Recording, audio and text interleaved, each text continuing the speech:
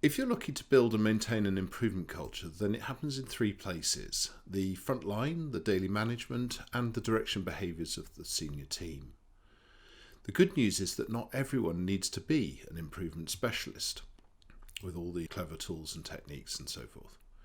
But everyone does need to understand their role in improvement and be equipped to take on that role. Each person can then be an advocate for a culture of continuous improvement. This then shortens the time between starting your continuous improvement journey and it becoming an established part of daily work.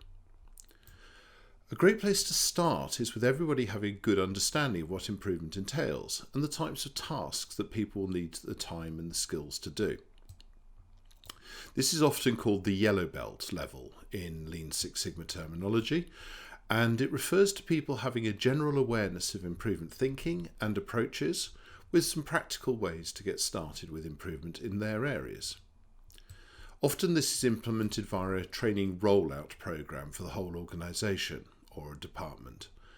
And whilst quick, this can be a very expensive solution, and it can also lead to some unnecessary side effects. For example, people may see it as the next initiative and not take it seriously, just wait for it to blow over. Or maybe the timing wasn't right for them, and by the time they do need the information, the detail is lost to them and they can't remember what it was they were trained on in any practical sense. And also, we're all humans on this. We don't necessarily get the full understanding first pass. It's often useful to be able to go back and to revisit. All of these things and more can hinder you in your journey towards developing your continuous improvement culture. Instead, what we want to do is develop the culture with a gradual acceptance of ideas, starting with your early adopters and then generalizing throughout the wider organization.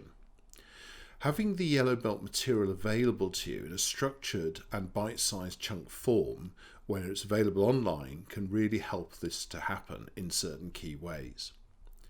Firstly, the people who are taking the active steps, your early adopters if you like, or later on people who are becoming active, they can review the material they need just in time. So the learning load is much lower. They can just learn what they need for the next stage of the process and be ready to apply it practically.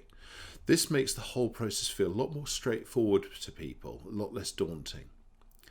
It also increases their chance of achieving the benefits, which then reduces the barriers for other people becoming engaged in the process because they see the goodies that are there to be had. Later adopters can also start with full access. They're not trying to remember a training course they did last year or something like that.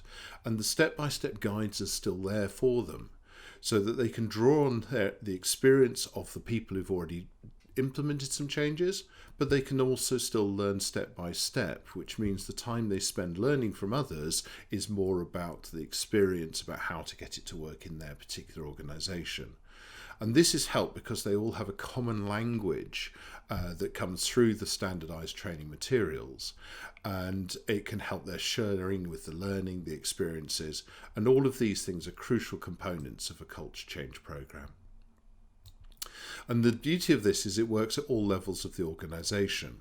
The shared understanding and simple structures enables managers to provide the appropriate time and support to their teams, and the senior team can provide the direction and support across the organisation because for them it's clearer and easier for them to tell what can and can't be achieved by local improvement activity.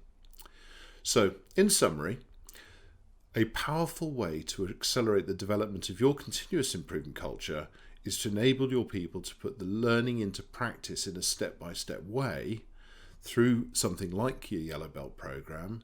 This then allows them to become advocates of how it's helped them, and that then encourages others to take it seriously, and so everybody can become skilled at improvement.